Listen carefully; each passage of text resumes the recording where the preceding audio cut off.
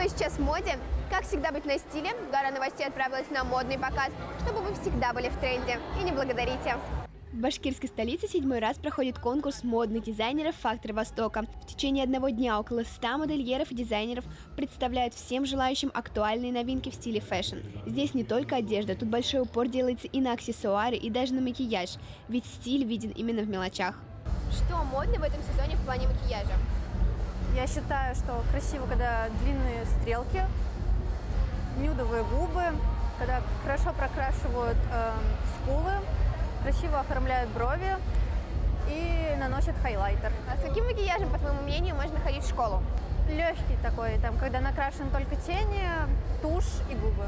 Конкурс «Фактора Востока» уже приобрел статус международного. В нем принимают участие модельеры из стран ближнего зарубежья, из Европы и даже из Америки. Все для того, чтобы уфимские модники были в теме самых последних новинок. А для дизайнеров это отличная возможность вдохновиться и заценить работы коллег. Какая одежда сейчас в моде? Сейчас вообще в моде оверсайз, очень актуально. Конечно же, сейчас актуально очень то, что мы продаем тоже. Это белевой стиль, который сейчас очень носит. Какие цвета, по твоему мнению, нужно сочетать? Ну, вообще, большинство людей носит также черно-белый, привычные цвета. В рамках этого модного мероприятия также проходит конкурс среди дизайнеров и модельеров одежды. Тут наряды оцениваются в нескольких номинациях, их порядка десятка. Но это еще не все.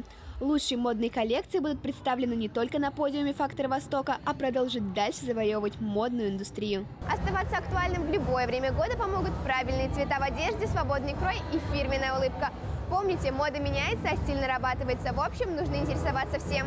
Яна Сайкина, Розалия Тукаева, специально для Горы новостей.